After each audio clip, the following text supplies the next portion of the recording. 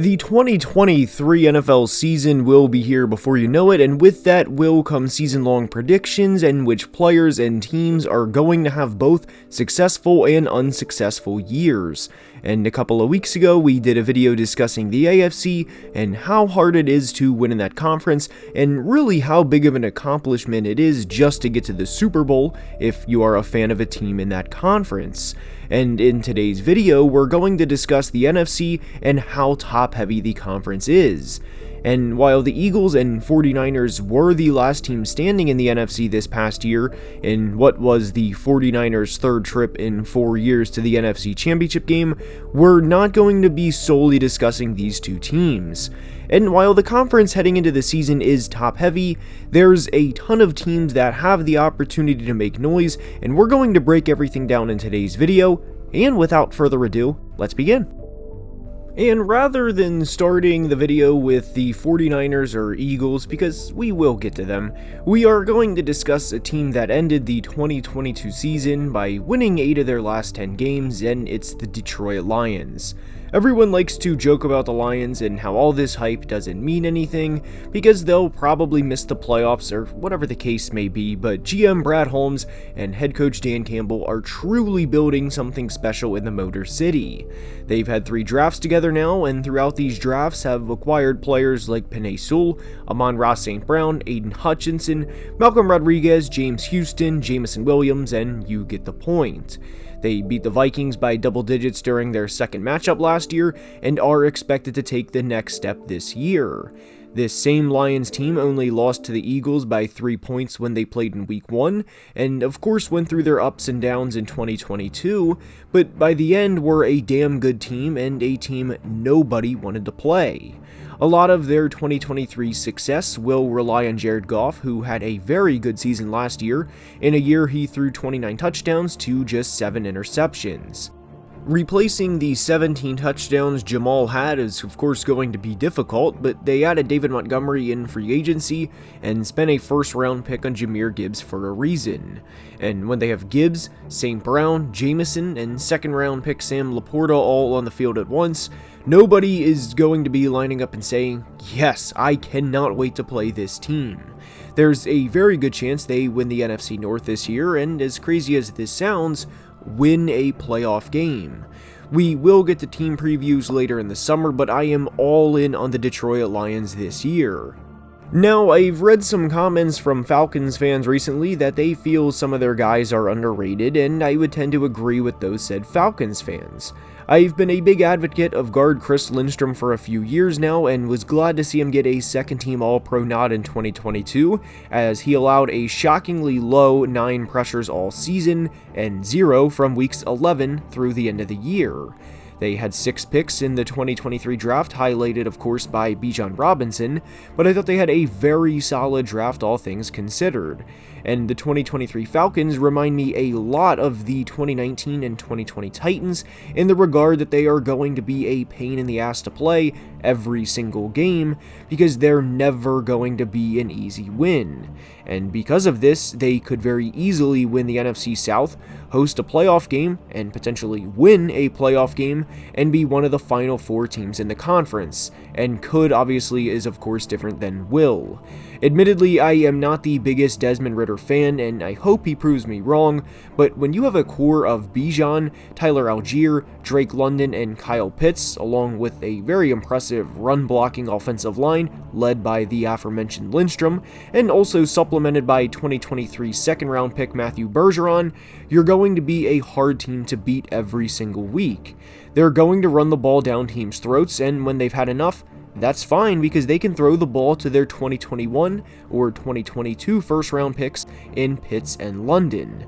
Do I think Atlanta will head into Philly or go all the way across the country to San Francisco and beat either of these teams when it matters most? I personally do not, but I will be the first to admit Tennessee surprised the hell out of me in 2019, and I was wrong in a big way that year. And this has more to do with the quarterback situation for Atlanta than anything, but the offense is going to be good this year, and if corner AJ Terrell can have a bounce back year and be the all-pro player he was in 2021, this team could very quietly win a playoff game. Those aren't the only two teams that could take the next step by any means, but I think they will each make significant strides in 2023. And that's key because when you're playing a team like the Eagles, you can't afford to make mistakes. They only lost 3 games in 2022 and were 14-1 when Jalen Hurts started in the 15 regular season games he played in 2022. And sure, they find themselves in occasional tight games, like the Cardinals one back in Week 5 or like the Colts one in Week 11 for example, but more often than not, they find their ways out of these games because they find ways to win. And good teams find ways to win because someone seemingly always steps up. And what makes matters worse when playing the Eagles is if you get behind, it's tough to claw all the way back because they can run the football and damn well at that and pound the ball down your throat. During the games Jalen played in the regular season last year, they had 3 games under 100 rushing yards as a team, and 1 came against the Titans, in which Jalen threw for 380 yards and 3 touchdowns. In the first game, A.J. Brown played against his former team, and the other 2 came against the Washington Commanders. Philly is not an unbeatable team, as nobody is, and the phrase "any given Sunday" is often referenced for a reason, but they're one of the most complete teams in all of the NFL, and despite not having great quarterback play in 2022, San Francisco finished 6th in the NFL in points per game and allowed the fewest points out of any team in 2022. There's not a lot of weaknesses on their roster, and if you want to say the quarterback position is a weakness that will limit them, while I don't entirely disagree, the rest of the team is that good to the point where it's not as glaring because the other players combined with the coaching staff makes up for the quarterback play the majority of the time. They went from October 30th all the way until Championship Sunday last year without losing a game, and it's because the 49ers are a well-oiled machine. They're going to take care of business, and when the playoffs roll around again this year, barring a team injury-filled season like they had in 2020, they will more than likely go to at least the divisional round of the playoffs, if not further. And one team that I think is very good is the Dallas Cowboys. I think they are the 3rd best team in the NFC at the moment behind the Eagles and Niners, and not surprisingly, I think they will be a playoff team this year. Because the Eagles are in their division, it's going to be difficult for them because they will presumably have to win 3 straight playoff games to get to the Super Bowl and back-to-back playoff games to get to the NFC Championship game, which for all the Cowboys haters out there, no, they haven't been to since 1995. They have back-to-back 12-win seasons and finished top 5 in scoring last year on both sides of the football. They turned the ball over a little more than they would have liked to last year, as Dak tied for leading the NFL in interceptions despite playing in just 12 games. So if they can limit the turnovers and limit the times where Dak looks like a deer in headlights, the ceiling is very, very high for them. And between Dallas, Philly, and San Francisco, you will more than likely have to go through at least one, if not all of these teams on the way to the Super Bowl. With the Lions and Falcons, we discussed teams looking to take the next step, and another team that I think fits this bill is the Seattle Seahawks. A big difference between Seattle and Detroit is Seattle has the 49ers in their division to make their season more difficult, while Detroit is the favorite to win the North.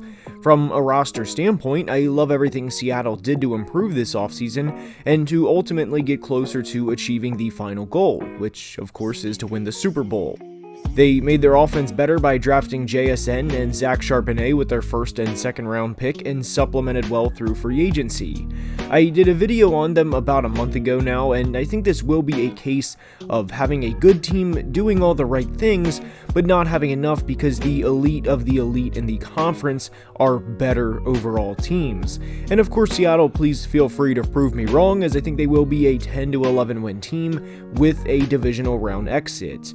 The Minnesota Vikings are coming off of a 13-win season, and what's crazy to me is people are writing them off already before the season starts about how they were a fraud 13-win team and how they're going to take a victory lap when they don't win 13 games for the 2nd consecutive year, as if that's an easy accomplishment.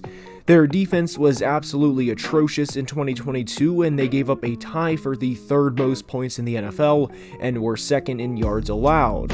So while I'm not saying they're repeating 13-win seasons, what I am saying is don't count them out before the season starts and assume they're going to be 8-9 and miss the playoffs. If they're even league average defensively, that would be an enormous step up in points per game, as that would be on average over a field goal less allowed per game, which I know may not sound like a lot, but it is significant in the grand scheme of things. For the people that do not like the Minnesota Vikings and want them to revert back to normal this year and to play like their record indicates, what I will say is I think they will be a 10-win team, give or take a win, and that if they have to go on the road to San Francisco or Philly, and especially Philly, I think their season will end there. And that brings us back to the title of today's video by saying the NFC is top-heavy, because for teams like the Vikings, and for a lot of other teams for that matter, I truly believe their season max is to win a playoff game and then lose in the second round of the playoffs because of how good of a team from top to bottom Philly is. There hasn't been a lot of discussion on the channel about the Rams recently, and to be completely honest, I think they're a 6 to 8 win team this year at most, and I do not think they have a bright future. Congratulations to the Rams on the Super Bowl title in Super Bowl 56, and I truly mean that, as winning a singular title is insanely difficult, but we are going to see the ramifications of going all in and not having a first round pick for nearly a decade. I like some of the younger pieces on their roster and the rookies from their 2023 class, but I don't think that's enough to make them a contender this year. A lot of Bears fans have been asking for Bears content, and I promise guys there will be full breakdowns on them soon, but I don't think 2023 is the year for them, and that this is a phase 2 of the rebuild, which is to take a step. We saw the Lions do that last year, and the goal for the Bears this year should be to win 7 to 9 games and build for 2024. Green Bay, Washington, New Orleans, and the Giants to me are all right around the same tier, at least entering the season. I don't think it's a hot take to say these 4 teams are not going to the Super Bowl this year, and I know Saints fans will probably feel different, but even if they win the South, which is the weakest division in football, I don't think they're going to be a serious threat this year, and I think they will be at maximum a divisional round exit. Washington and Green Bay are the true wild cards because of Sam Howell and Jordan Love, and these teams could finish 4-13 or 12-5 and be the surprise of the year, and credit to anyone going out on a limb and predicting either. I think the Giants are going to be very similar to last year from a record standpoint, and I like some of their offseason additions in Deonte Banks, John Michael Schmitz, and Jalen Hyatt, but I don't think those 3 players are going to be enough to close the 31-point gap in the playoffs between them and Philly. And remember guys, this team significantly overachieved in 2022. Having said that, I don't think the Giants to finish with the same record last year is an insult, as they still have to get better from an overall roster standpoint. I hope Darren Waller is the 1,000-yard tight end he was a few years ago, but he is a wild card at the moment. I'd be very surprised if Tampa or Arizona win more than 5 games, and I think Arizona specifically will finish with a bottom 3 record in the NFL. Tampa could surprise some people in what is Baker Mayfield's last attempt as a starter, but I don't think they're going to be a surprise team this year by any means. Carolina had the number 1 overall pick in quarterback Bryce Young, and with an easy schedule, they could surprise some people and potentially finish with an 8-9 record, but I don't think they're going to make the playoffs. Heading into 2023, I think the top 3 teams in the NFC are Philly, Dallas, and San Francisco. And only about 26% of people watching are subscribed, so if you are enjoying, please help the channel out by liking the video and subscribing, as it tremendously helps with the almighty YouTube algorithm. And until next time, please be safe and have a great day. Love you guys.